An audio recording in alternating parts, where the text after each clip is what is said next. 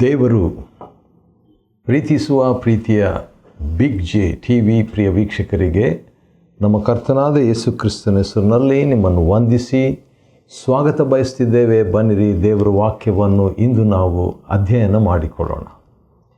ಇಂದಿನ ನಮ್ಮ ಅಧ್ಯಯನ ಯೋಹಾನನು ಬರೆದ ಸುವಾರ್ತೆ, gospel according to John, chapter 10ನೇ ಅಧ್ಯಾಯ.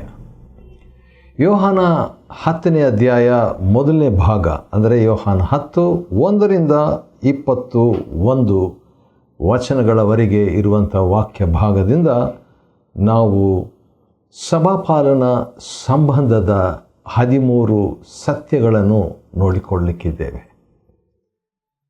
13 ಟ್ರುತ್ಸ್ ಅಬೌಟ್ ಪ್ಯಾಸ್ಟ್ರಲ್ ರಿಲೇಷನ್ಶಿಪ್, ಸಭಾಪಾಲನ ಸಂಬಂಧದ ಬಗ್ಗೆ 13 ಸತ್ಯಗಳು. 13 ಟ್ರುತ್ಸ್ ಅಬೌಟ್ ಪಾಸ್ಟ್ರಲ್ ರಿಲೇಷನ್ಶಿಪ್. ಈಗ ಯೋಹಾನ 10ನೇ ಅಧ್ಯಾಯದಲ್ಲಿ ಒಳ್ಳೆ ಕುರುಬನು ಮತ್ತು ಕುರಿಗಳು ಈ ಬಗ್ಗೆ ಇರುವಂಥ ಒಂದು ವಾಕ್ಯ ಭಾಗ. ಆದ ಕಾರಣ 10ನೇ ಅಧ್ಯಾಯ 1ರಿಂದ 21 ವಚನಗಳಲ್ಲಿ ನಮ್ಮ ಕರ್ತನಾದ ಯೇಸು ಕ್ರಿಸ್ತನು ಒಳ್ಳೆ ಕುರುಬನಾಗಿ ನಾವು ನೋಡ್ತೇವೆ. ಆತನು ಕುರಿಗಳಾದ ನಮ್ಮೊಂದಿಗಿರುವಂಥ ಸಂಬಂಧ, ಅದೇ ಸಂದರ್ಭದಲ್ಲಿ ಸಭಾಪಾಲನ ಸೇವೆ. ಒಬ್ಬ ತಂದೆಯಾಗಿರ್ಬೋದು, ಆತನ ಕೆಳಗೆ ಕುಟುಂಬದಲ್ಲಿ ಕೆಲವು ಕುರಿಗಳಿವೆ, ಅಥವಾ ತಾಯಿ ಆಗಿರ್ಬೋದು, ತಾಯಿ ಕೆಳಗೆ ಕೆಲವು ಕುರಿಗಳಿವೆ.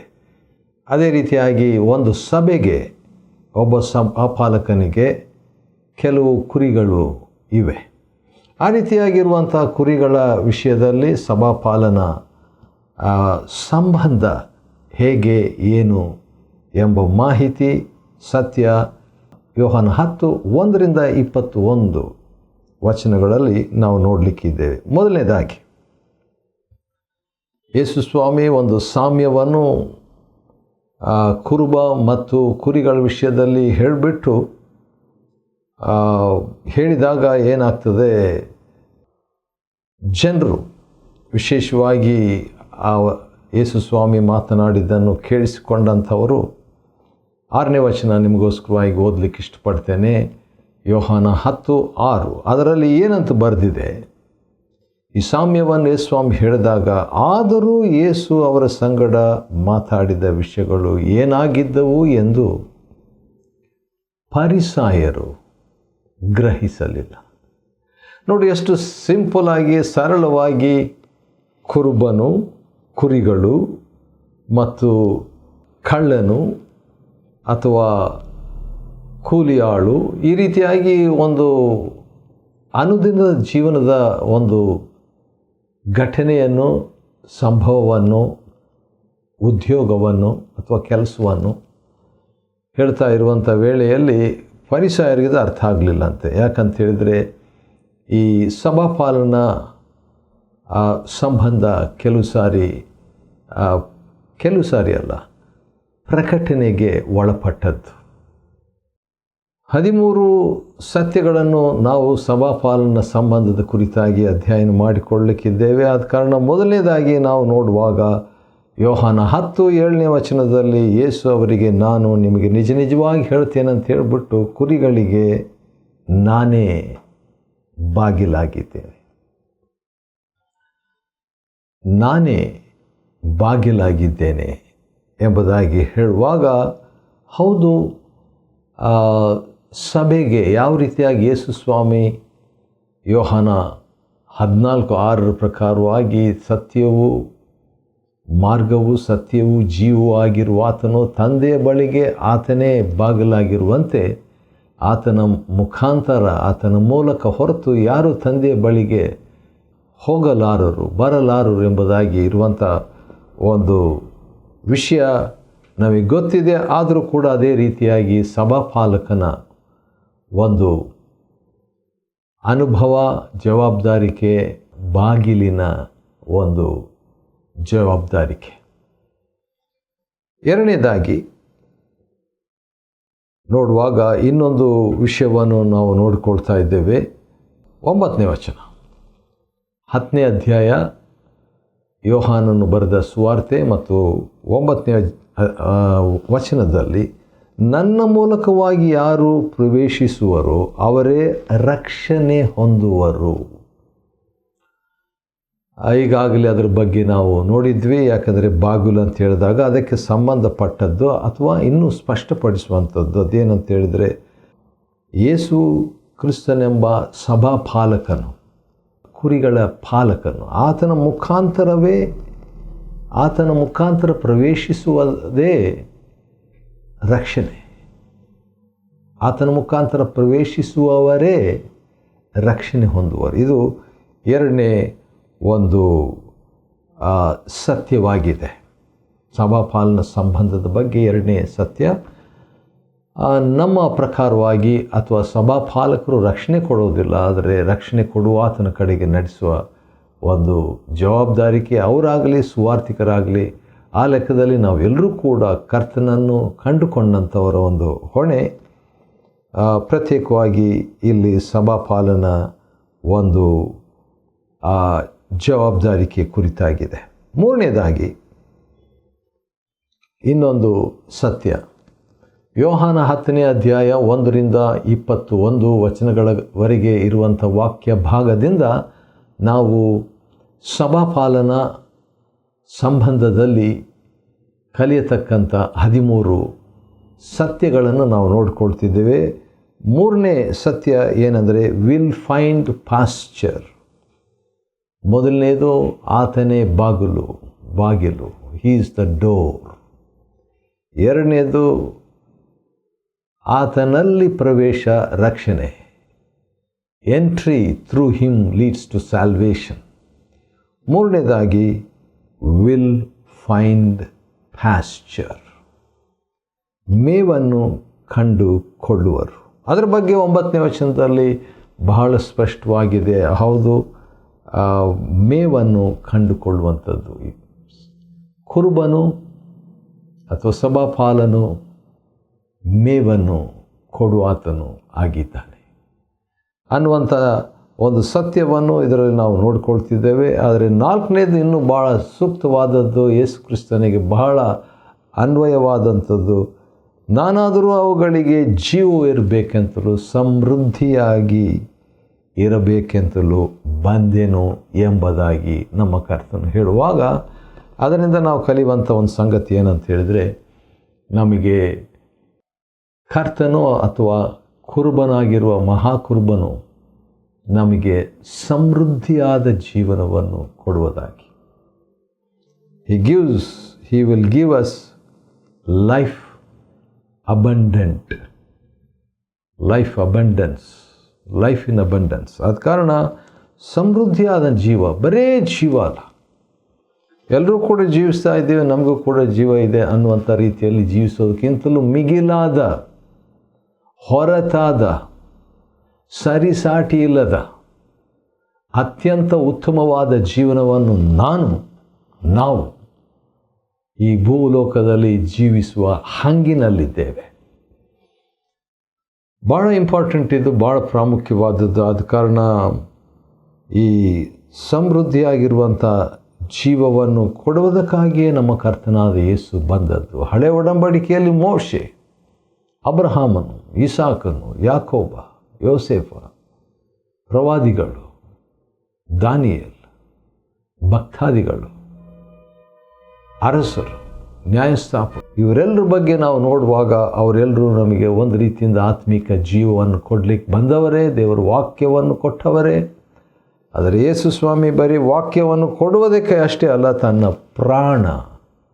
ತನ್ನ ಪ್ರಾಣವನ್ನೇ ಕೊಟ್ಟು ನಮಗೆ ಸಮೃದ್ಧಿಯಾದ ಜೀವನವನ್ನು ಕೊಡುವುದಕ್ಕಾಗಿ ಬಂದಿರುವಂಥದ್ದು 4ನೇ ಸಭಾಪಾಲನ ಸಂಬಂಧದ ಸತ್ಯವಾಗಿದೆ. 4th truth about pastoral relationship. ಹೌದು, ಒಬ್ಬ ನಿಜವಾದ ಸಭಾಪಾಲಕನು ಅಥವಾ ಪ್ರಾಮಾಣಿಕವಾದ ಸಭಾಪಾಲಕನು ತನ್ನ ಸಭೆಯವರನ್ನು ಸಮೃದ್ಧಿಯಾದಂಥ ಜೀವನಕ್ಕೆ ಕ್ರಿಸ್ತನ ಮುಖಾಂತರ ಪವಿತ್ರಾತ್ಮ ಶಕ್ತಿಯಿಂದ ದೇವರ ವಾಕ್ಯದ ಮುಖಾಂತರ ನಡೆಸುವ ಹಂಗಿನಲ್ಲಿ ಇದ್ದೇನೆ, ಇದ್ದೇವೆ. ಐದನೇ ಸತ್ಯ ಏನಂತ ಹೇಳಿದ್ರೆ, ನಾನೇ ಒಳ್ಳೆ ಕುರುಬನು. ನಮ್ಮ ಕರ್ತನಾದ ಯೇಸುವಿನ ಬಗ್ಗೆ ನಾವು ನೋಡುವಾಗ ಇದರಲ್ಲಿ ಇರುವಂಥ ಒಂದು ಸಂಗತಿ, ನಮ್ಮ ಕರ್ತನು ಒಳ್ಳೆಯ ಕುರುಬನು. Is a good shepherd. ಹೌದು, ಅನೇಕ ಕಡೆಗಳಲ್ಲಿ ಗುಡ್ ಶೆಫರ್ಡ್ ಎಂಬುದಾಗಿ ಸಭೆಗಳು, ಸಂಸ್ಥೆಗಳು, OM ಸಂಸ್ಥೆಯಲ್ಲಿ ಕೂಡ ಆ ರೀತಿಯಾಗಿ ಸಭೆಗಳು ಮತ್ತು ಸಂಸ್ಥೆಗಳು ಇವೆ. ಆದುದರಿಂದ ನಾವು ಒಳ್ಳೆ ಕುರುಬರಾಗಿದ್ದೇವೋ ಪ್ರಶ್ನೆ.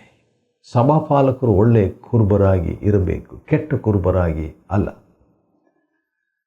ಆದರೂ ಕೂಡ ನಮ್ಮ ಕರ್ತನಾದ ಯೇಸು ಕ್ರಿಸ್ತನ ಮಾದರಿಯನ್ನು ಅನುಸರಿಸಿ ಆತನು ಒಳ್ಳೆ ಕುರುಬನಾಗಿರುವಂತೆ ನಾವುಗಳು ಕೂಡ ತಂದೆಯಾಗಿರುವಂಥವರು, ತಾಯಿಯಾಗಿರುವಂಥವರು, ಸಭಾಪಾಲಕರಾಗಿರುವಂಥವರು, ನಾಯಕತ್ವದಲ್ಲಿರುವಂಥವರು ಒಳ್ಳೆ ಕುರುಬರಾಗಿರುವಂತೆ ದೇವರು ಸಹಾಯ ಮಾಡಲಿ. 6ನೇದಾಗಿ, ಇದು ಭಾಳ ಕಷ್ಟಕರವಾದದ್ದು 6ನೇದು. ಅಂದ ಹಾಗೆ ಯೋಹಾನ 10:1-21 ಭಾಗ, ಇದರಲ್ಲಿಂದ ನಾವೇನು ಕಲಿತಾ ಇದ್ದೇವೆ ಅಂತ ಹೇಳಿದರೆ, ಸಭಾಪಾಲನಾ ಸಂಬಂಧದ ಬಗ್ಗೆ 13 ಸತ್ಯಗಳನ್ನು, 13 ಟ್ರೂತ್ಸ್ ಅಬೌಟ್ ಪ್ಯಾಸ್ಟ್ರಲ್ ರಿಲೇಷನ್ಶಿಪ್ಸ್. ಈಗ 6ನೇ ಒಂದು ಸತ್ಯಕ್ಕೆ ಬಂದಿದ್ದೇವೆ. ಅದು ಕಷ್ಟಕರವಾದದ್ದು ಅಂತ ಹೇಳಿದ್ನಲ್ವ, ನೋಡೋಣ ಬನ್ನಿರಿ. ಯೋಹಾನ 10:11 ನೆನಪಿಟ್ಕೊಳ್ಳಿಕ್ಕೆ ಈಸಿ. 10 ಆದಮೇಲೆ 11, ಕರ್ತನಾದ ಯೇಸು ತಾನು ಒಳ್ಳೆಯ ಕುರುಬನೆಂಬುದಾಗಿ ಹೇಳಿಬಿಟ್ಟು ಒಳ್ಳೆಯ ಕುರುಬನಂದರೆ ಏನಂತ ಸ್ಪಷ್ಟತೆಯನ್ನು ನೀಡ್ತಿದ್ದಾರೆ. ಒಳ್ಳೆಯ ಕುರುಬನು ಕುರಿಗಳಿಗೋಸ್ಕರ ತನ್ನ ಪ್ರಾಣವನ್ನು ಕೊಡ್ತಾನೆ. ವಾವ್! ನಮ್ಮ ಕರ್ತನಾದ ಯೇಸು ಕ್ರಿಸ್ತನು ಪ್ರಾಣವನ್ನು ಕೊಡುತ್ತೇನೆ ಎಂಬುದಾಗಿ ಹೇಳಿದ್ದು ಮಾತ್ರವಲ್ಲದೆ ಕೊಟ್ಟು ಕೂಡ ರುಜುಪಡಿಸಿದ್ದು ಆಯಿತು 2000 ವರ್ಷಗಳ ಹಿಂದೆ. ಆತ ನಾಮಕ್ಕೆ ಸ್ತೋತ್ರವಾಗಲಿ. ಒಳ್ಳೆಯ ಕುರುಬನು ತನ್ನ ಪ್ರಾಣವನ್ನೇ ನನಗಾಗಿ, ಪಾಪಿಗಳಾದಂಥ ನಮಗಾಗಿ, ಹೌದು ದೇವರಿಗೆ ವೈರಿಗಳಾದಂಥ ನಮಗಾಗಿ, ಭಕ್ತಿಹೀನರಿಗಾಗಿ, ಬಲಹೀನರಿಗಾಗಿ,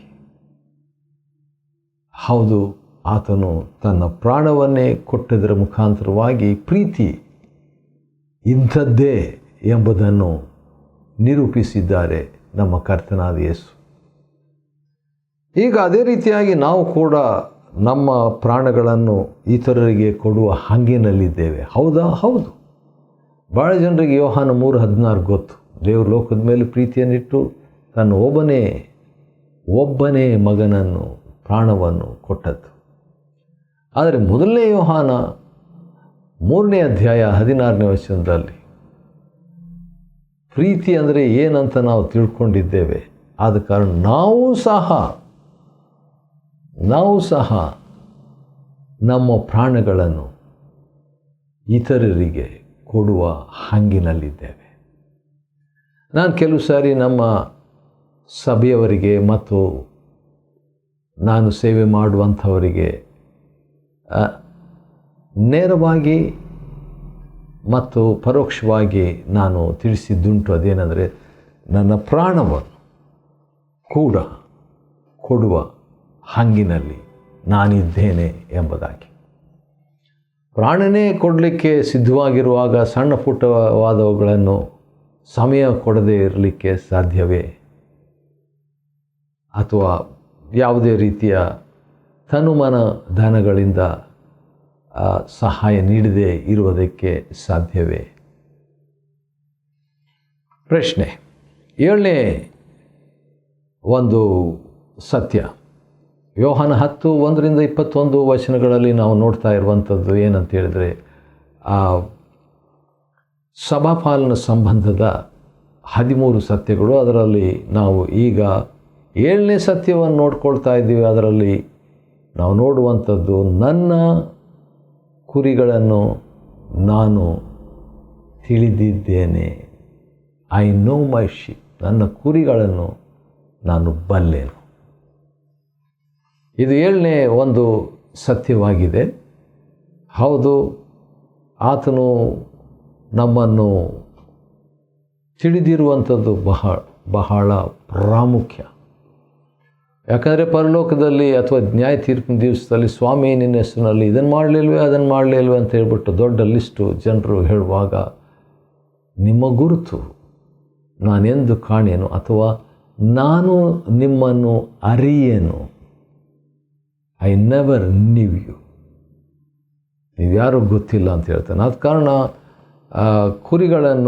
ಕುರುಬನು ತಿಳಿದಿರಬೇಕು. ಅದೇ ರೀತಿಯಾಗಿ ನಾವು ಕೂಡ ನಮ್ಮ ಸಭಾ ಕುರಿಗಳನ್ನು ತಿಳಿದಿರಬೇಕು. ಸಭೆ ಚಿಕ್ಕದಾಗಿದ್ದರೆ ಎಲ್ಲರ ಹೆಸರು ಕೂಡ ಗೊತ್ತಿರಬೇಕು. ಆದ ಕಾರಣ ನಾನು ಆ ರೀತಿಯಾಗಿ ನನ್ನ ಕುರಿಗಳನ್ನು ನಾನು ತಿಳಿದಿದ್ದೇನೆ. ಅದಕ್ಕೆ ಸಂಬಂಧಪಟ್ಟು 8ನೇದಾಗಿ ಇನ್ನೊಂದಿದೆ, ಕುರಿಗಳು ಕೂಡ ನನ್ನನ್ನು ತಿಳಿದಿವೆ. ವಾವ್! ಕುರಿಗಳು ಕೂಡ, sheep also nose the shepherd. ಒಂದು ವಿಡಿಯೋ ಯಾರೋ ಒಬ್ಬರು ವಾಟ್ಸಾಪ್ನಲ್ಲಿ ಕಳಿಸ್ಕೊಟ್ರು. ಅದೇನಂತ ಹೇಳಿದ್ರೆ, ಕುರಿಗಳು ಮೇಯ್ತಾ ಇರ್ತದೆ, ಯಾರೋ ಒಬ್ಬರು ಬಂದು ಬಾ ಬಾ ಬಾ ಅಂತ ಕರೀತಾರೆ, ಕುರಿಗಳು ಬರೋದಿಲ್ಲ. ಇನ್ನೊಬ್ಬರು ಗಟ್ಟಿ ಸ್ವರ ಮಾಡಿ ಕರೀತಾರೆ, ಬರೋದಿಲ್ಲ. ಕುರುಬನು ದೂರದಿಂದ ಬಂದು ಕರೀತಾ ಇರುವಾಗ ಕುರುಬನ ಸ್ವರವನ್ನು ಕೇಳಿ ಕುರಿಗಳು ಅಲ್ಲಿ ಮೇಯ್ತಾ ಇರುವಂಥ ತಿನ್ನುವಂಥ ಹುಲ್ಲನ್ನು ನಿಲ್ಲಿಸ್ಬಿಟ್ಟು ನೋಡಿಬಿಟ್ಟು ಎಲ್ಲ ಬಂದುಬಿಡ್ತಾವೆ. ಆ ರೀತಿಯಾಗಿ ಕುರಿಗಳು ಕುರುಬನನ್ನು ತಿಳಿದಿರಬೇಕು. ಹೌದು, ಕುರುಬನು ಕುರಿಗಳನ್ನು ತಿಳಿದಿರುವಂಥದ್ದು ಪರಸ್ಪರ. 9ನೇದಾಗಿ ಇನ್ನೊಂದು ವಿಷಯ ನಾವು ನೋಡಬೇಕು. ಅದೇನೆಂದರೆ, ಇತರ ಕುರಿಗಳು ನನಗಿದೆ ಅಂತ ಹೇಳಿಬಿಟ್ಟು ನಮ್ಮ ಕರ್ತನಾದ ಯೇಸು ಹೇಳುವಂಥದ್ದು. ಅದು ಸುವಾರ್ತೀಕರಣವನ್ನು ಸೂಚಿಸ್ತದೆ. ಯೋಹಾನ 10:16ನೇ ವಚನದಲ್ಲಿ, ಈ ಹಿಂಡಿಗೆ ಸೇರಿದ ಬೇರೆ ಕುರಿಗಳು ನನಗಿವೆ ಅಂತ ಹೇಳುವಾಗ ಅವುಗಳನ್ನು ನಾನು ತರಬೇಕು. ಇಲ್ಲಿ ಸಭಾಪಾಲಕನ ಒಂದು ಸೇವೆ. ಆ ಸಭಾಪಾಲಕನು ಸುವಾರ್ತಿಕನಾಗಿ ಅಥವಾ ಸುವಾರ್ತಿಕರು ಸಭೆಯಲ್ಲಿ ಇರುವಂಥ ಸುವಾರ್ತಿಕರ ಸಹಾಯದಿಂದ ಕುರಿಗಳನ್ನು ಸಭೆಗೆ ನಡೆಸುವಂಥ ಒಂದು ಸತ್ಯವನ್ನು ಸೂಚಿಸ್ತದೆ. 10ನೇದಾಗಿ, ಹಿಯರ್ ದ ವಾಯ್ಸ್, ಸ್ವರಕ್ಕೆ ಕಿವಿಗೊಡುವಂಥದ್ದು. ಅದೇ 16ನೇ ವಚನ ಯೋಹಾನ 10, ನನ್ನ ಕುರಿಗಳು ನನ್ನ ಸ್ವರಕ್ಕೆ ಕಿವಿಗೊಡುತ್ತವೆ. ಭಾಳ ಇಂಪಾರ್ಟೆಂಟ್ ಇದು ಕೂಡ. ಅದೇ ರೀತಿಯಾಗಿ ಸಭಾಪಾಲಕನ ಮಾತನ್ನು ಇಬ್ರಿಯ 13:17 ಪ್ರಕಾರವಾಗಿ ಸಭೆಯವರು ಕೇಳಬೇಕು, ಕಿವಿಗೊಡಬೇಕು. 11ನೇದಾಗಿ, ಯೇಸು ಸ್ವಾಮಿ 17ನೇ ವಚನದಲ್ಲಿ ಒಂದು ಮಾತು ಹೇಳಿರ್ತಾರೆ. ಅದೇನೆಂದರೆ, ನನ್ನ ಪ್ರಾಣವನ್ನು ಕೊಡುವುದರಿಂದ ನನ್ನ ತಂದೆಯು ನನ್ನನ್ನು ಪ್ರೀತಿಸುತ್ತಾನೆ. ಯೋಹಾನ 10:17. ಇದರಿಂದ ನಾವು ತಿಳಿಯುವಂಥ ಒಂದು ಸಭಾಪಾಲನ ಸಂಬಂಧದ ಸತ್ಯ ಏನಂತ ಹೇಳಿದರೆ, I must be comfortable, secure in father's love. ತಂದೆಯ ಪ್ರೀತಿಯಲ್ಲಿ ಸುಭದ್ರವಾಗಿ ಸುರಕ್ಷಿತವಾಗಿ ಇರುವಂಥದ್ದು ಕೂಡ ಅಗತ್ಯ. 12ನೇದಾಗಿ ಇನ್ನೊಂದು ವಿಷಯ ನಾವು ನೋಡ್ಕೊಳ್ತಿದ್ದೇವೆ. ಅದೇನಂತ ಹೇಳಿದರೆ 18ನೇ ವಚನ, ವಾಲಂಟರಿಲಿ ಗಿವ್ ಲೈಫ್. ನನ್ನಷ್ಟಕ್ಕೆ ನಾನು ನನ್ನ ಪ್ರಾಣವನ್ನು ಕೊಡ್ತೇನೆ. ಯಾರು ಫೋರ್ಸ್ ಮಾಡಬಾರ್ದು, ಸ್ವಯಂ ನಿಯಂತ್ರಿತವಾಗಿ ಕೊಡುವಂಥದ್ದು. 12ನೇ ಸತ್ಯ. 13ನೇ ಸತ್ಯ ಏನಂದರೆ, ಈ ಆಜ್ಞೆಯನ್ನು ನಾನು ತಂದೆಯಿಂದ ಪಡೆದಿದ್ದೇನೆ. ಅಂದರೆ ತಂದೆಯ ಪ್ರೇರಣೆ, ತಂದೆಯ ನಡೆಸುವಿಕೆ ಖಂಡಿತವಾಗಿ ಇರಬೇಕು. ತಂದೆಯ ಆಜ್ಞೆ ಅಂತ ಸ್ವಾಮಿ ಹೇಳಿದ್ದಾರೆ. ಯೋಹಾನ 10:18ನೇ ವಚನ ಕೊನೆಯ ಭಾಗದಲ್ಲಿ. ಆಶ್ಚರ್ಯ, ಹೌದು, ಇದು ಕೂಡ ಸಭಾಪಾಲನ ಸಂಬಂಧದ 13ನೇ ಸತ್ಯ. ಯೋಹಾನ 10ನೇ ಅಧ್ಯಾಯ 1-21 ಅಧ್ಯಯನ ಮಾಡಿಕೊಳ್ಳುವಂತೆ ದೇವರು ಕೊಟ್ಟ ಕೃಪೆಗಾಗಿ ಆತನಿಗೆ ಸ್ತೋತ್ರವಾಗಲಿ. ದೇವರು ನಿಮ್ಮನ್ನು ಆಶೀರ್ವದಿಸಲಿ.